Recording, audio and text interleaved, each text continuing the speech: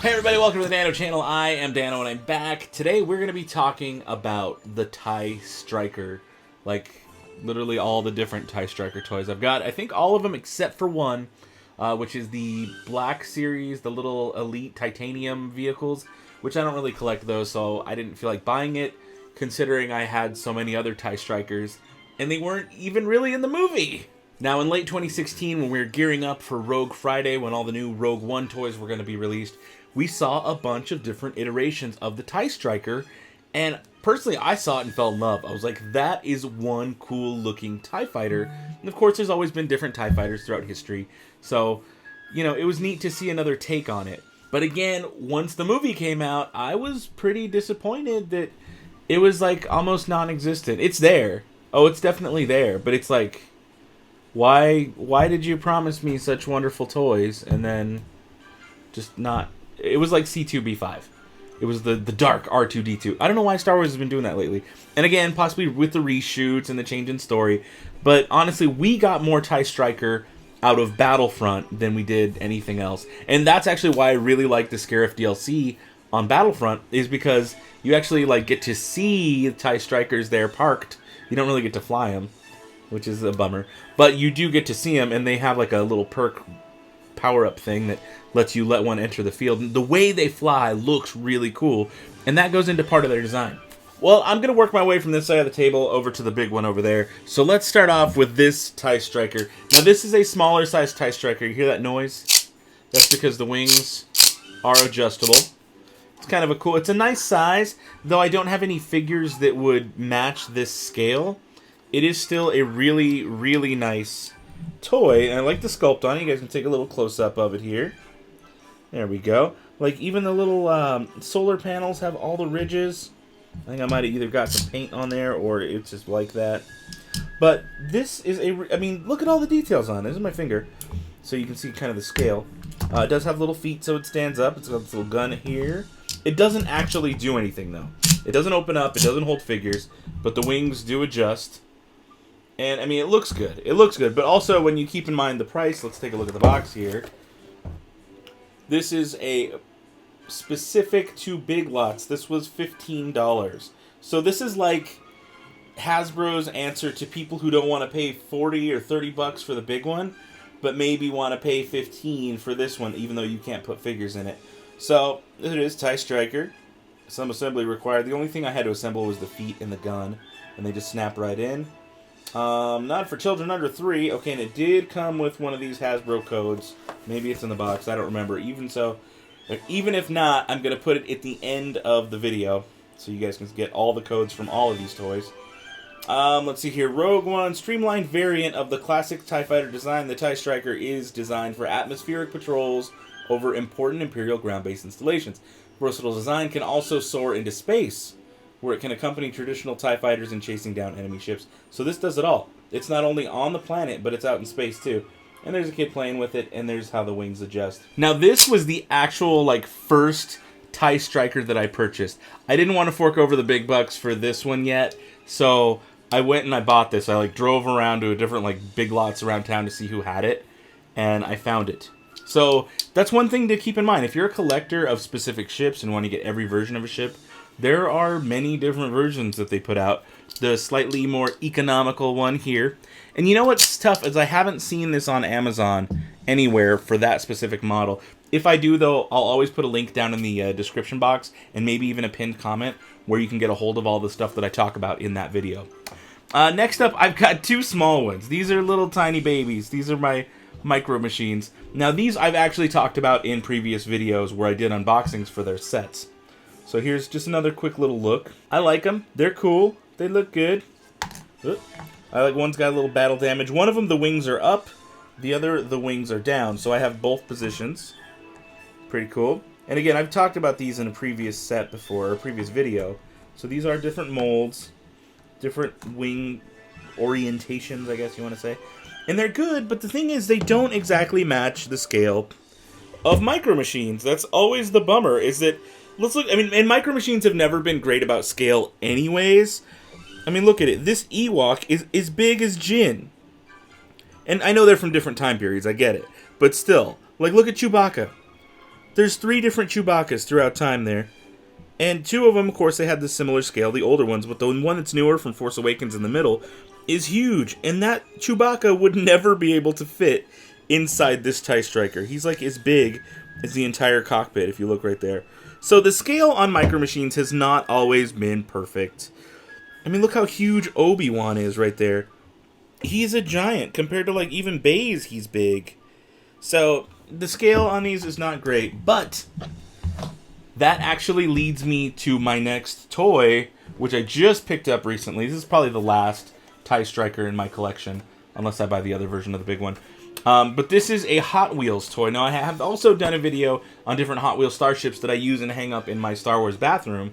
So I don't know if I'm going to hang this one up there, or if I'm going to keep this one to use in maybe a little miniature diorama I want to build on Scarif. I do want to make like a small little version of Scarif, but using Micro Machines, not the 3 3/4 inch figures like I'm going to be doing for other stuff, but I do want to make a Micro Machines version of Scarif. But real quick, let's bust out the unboxing of this thing. There it is. I suppose I didn't really show you the box. Do you guys want to see the box at all? Real quick, I've already mangled it and ripped it, but it is what it is. There's a picture of the Striker, TIE Striker. There he is. Includes a flight stand. It's a Starship. Back of the box says, clip it to the stand. It's got a couple other vehicles. AT-ACT, which I really want. AT-ST, which I did pick up. And the Imperial Assault Hover Tank, which I have a Micro Machines version of. But I do kind of want this bigger one. Especially since I feel like these fit the Micro Machines scale a little bit better.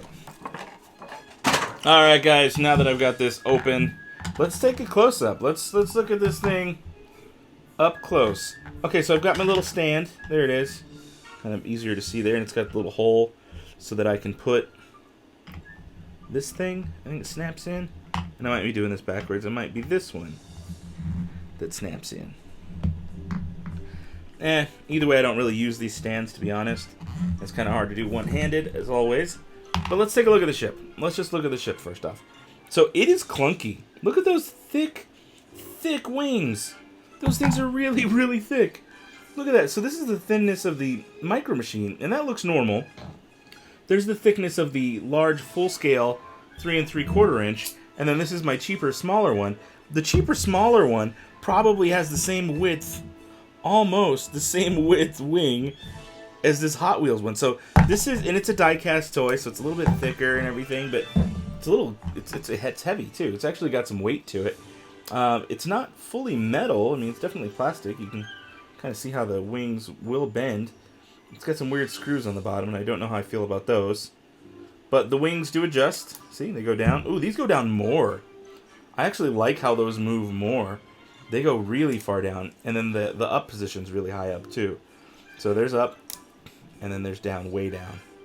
So that's pretty cool. A lot of the little details, they're there, but I don't know that they're there as much as like this one. Let's kind of get a quick comparison you guys can see.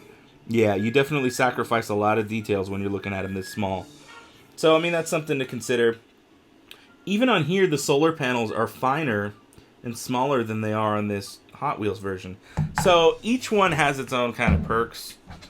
You know, its little pros and cons. But let's take a look at this next to, say, Krennic.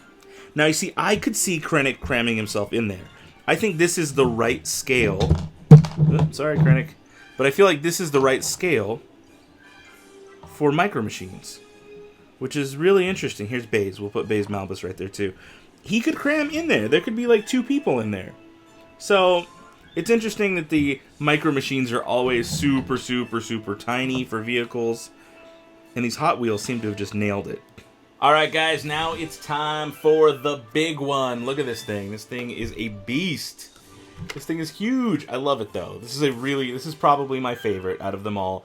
And mostly because it's got this cool feature, if I can remember how to do it. Boom! Almost gotcha. And this one comes with a bunch of darts, too. You can see they're kind of stuck to the bottom. So, first off, let's take a look at the box, because, you know, I love the artwork on these boxes. Okay, let's see here. We've got Rogue One right on the top, the normal packaging info there. We've got our little Hasbro Force Effects app. We've got a TIE Fighter, or not a TIE Fighter, I'm sorry, an X-Wing going after the TIE Striker. And it's kind of funny that in the artwork they have a Nerf dart and the Nerf cannon. That always cracks me up. Can we see anybody in there? Oh, you can see a leg. You can see a leg and like a chest. So yeah, I like that the artwork included that. I also like up there in the corner you can see the other Nerf darts. So it's almost like they took a picture of the toy and then photoshopped it to give it like more, I don't know, better lighting so it looks a little more animated and CGI. But these markings on here are part of this exclusive one. Now this box might look different from one you'll see at Walmart or Target or anything like that because this is the Toys R Us exclusive. The difference being these marks right here on the wing, those little black marks, and literally that's it. And then this comes with 5 darts instead of 2. The pilot that it comes with is the same as any other. And let's take a look at the back of the box here. I think this might be the exact same blurb that was on the other one. So we can just skip that altogether. But there's a look, TIE Striker, when it comes with a TIE fighter pilot with a little gun, 5 darts, and it goes over the different positions and the things that it can do.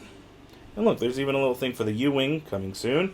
For me on the channel, I'll be getting a U-Wing soon. So now one thing I do want to point out, when I bought mine, I didn't pay full retail price. Retail price on this is like $39. If you go to Target, full price, it's going to be $39.99.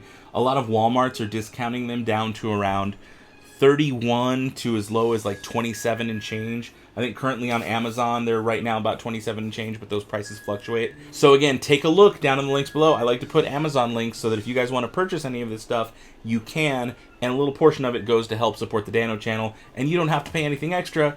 All it does is just help me get more cool stuff to make more awesome videos for you guys. Now, like I was saying, when I bought mine, I didn't pay full retail price. In fact, there was a Toys R Us that was going out of business. I guess they were closing down. So they had everything in the store marked down. Literally everything. So I was able to walk away with this for $16, which was a heck of a deal. And I should have bought another one of the regular model just cause, but I didn't. I mean, do I really need that many TIE Strikers? No. But it was a deal and I couldn't pass it down. So I actually picked up other couple cool Star Wars stuff too, but that's for a future video. Now, the only thing negative about the one that I bought is the actual TIE Fighter pilot. He did not come with his gun. It looks like someone had taken it out of the package when I bought him. But seriously, for $16, like, who cares? It's a little mini blaster. But I've got my little figure here. We can take a look close up at him. Take a look at his sculpt. I think he looks good. All right, take a look at that close up. I think he looks really good. The paint application is really nice. You got all the little details in his chest piece. Look at that, even the little emblem on his arm. Look at all the wrinkles in the fabric too. This is actually a solid, like, well-made figure. It doesn't have much articulation. It's the 5 points of articulation. And even 5 is questionable because the head doesn't really move. But we have legs and arms that move. But he's gonna literally live in here pretty much all the time. So I'm not super upset. Let's take a closer look inside the cockpit. So it's really just room for one. There you go. Kind of see in there. Got a little bit of handles and stuff. Oh, sorry, the lid closed. And there's another little marking right there. You can see the paint application on that's not bad either. And I'm not sure how they do these because it's not like a sticker. It's definitely like in the plastic. And let's see if we can take a look out the front window. Can you guys see out there? Kind of. It's as close as I can get. But yeah, it's got a full open cockpit. I can put him in there. He kind of just hangs out and does his thing. Let's close that. Now we notice the wings are in the up position. Not anymore. They drop down with the push of that little button back there. And then on the bottom, we have this. This is the actual Nerf Gun Attachment. That is the assembly that you have to do, as well as putting on the wings, which is a little hard. And it does come with clips to hold 4 more darts, which is why it comes with 5 total. Now, if you buy the regular version that's not the Toys R Us exclusive, hopefully it won't break, but if you buy the regular version that's not the Toys R Us exclusive, it comes with the same clips. It actually holds 4 darts as well, but it only comes with 2, which is kind of interesting. But what you can do is you can take your dart off, pop it right into the center there, prime it by clicking down, and then there's a little button down off the side that lets you shoot. Oh, so close. So close. I'm going to get you guys. I'm going to do it. I'm going to do it. Yes! Gotcha!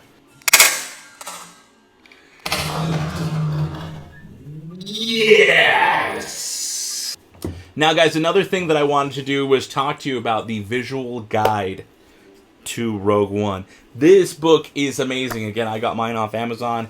It cost me, I think, about $18. They go for about $30 in bookstores. Yeah, $30 is the suggested price on this. But again, if you buy it on Amazon, you can get it for a lot cheaper. And it is a really, really good read. It literally has everything you want to know about Rogue One. And it goes into cross sections of the starships. So I do want to give you guys a quick little look at what the inside of the TIE Striker looks like according to the Visual Dictionary. So just take a look at that. There are two guys that sit inside there, and there's a bunch of proton bombs. You can see a little mechanism of how the wing actually works.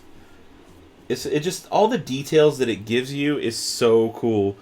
And it talks about all this stuff. There's even lasers mounted on the ends of the actual wing. So not only is there the gun there that drops proton bombs, but there's lasers, wing-mounted laser cannons on there that you don't really get to see in the toy. So that's why I like this book, is that it's kind of a supplement to the toys. The toys are cool, but you get to learn so much more about what these things are capable of. Look at that. It even shows you like how the wings are made, how the little S-foil or whatever, these little, like, I don't know what you want to call these things. The solar power collection lines, how they kind of go all the way through. Talks to you about attack mode. And you know what, that's not it. There's also another page that goes into detail about all of this. So guys, I cannot recommend this book enough. This is probably one of, among all the toys that I have for Rogue One, this has to be one of my favorite. This, along with the concept art book, they actually kind of read together. If you look at one, you can look at the other one. You get to learn a whole lot more. It's really cool. Okay guys, take a look. Here it is. Here's the QR code for the Big Lots $15 smaller version of the TIE Striker. There it is. Take your pictures, do what you got to do. And then for the larger one, there's his QR code. And this is the 3.75 scale. There it is. Make sure that's a nice, clear, big picture for you guys. Guys, let me know what you think about the TIE Striker. Do you think it's a cool TIE? Do you have a TIE that's maybe a favorite that you like more than the Striker? Could it be a TIE Bomber, TIE Advanced, Vader's custom TIE? I still have to say, after all of this and after reading about all the different ships, I think the TIE Striker is my favorite. It's so cool. I just wish there was in the movie a little bit more. Ah, well. Well, guys, that's it for now. Thank you so much for watching. Be sure to give the video a thumbs up if you like what you saw. Do me a favor. Share this. Go to Facebook, Reddit, Twitter, all those places. Share this video with fellow Star Wars fanatics who want to talk about this kind of stuff, because the toys are cool, and once the movie's over, that's kind of all we have left until the next movie comes out, is talking about stuff like this. So I'd love to have you. If you're new, be sure to hit that subscribe button. If you're not new, make sure that little bell icon is tickled so that you, get a notification every time I drop a new video. That's it for now, guys. Until next time, may the Force have with you. I'm gonna draw this out. I'm gonna wait. We're gonna wait. And goodbye forever. Whoa, that one's stuck. For real, look at that. That dart stuck that way. That's pretty awesome.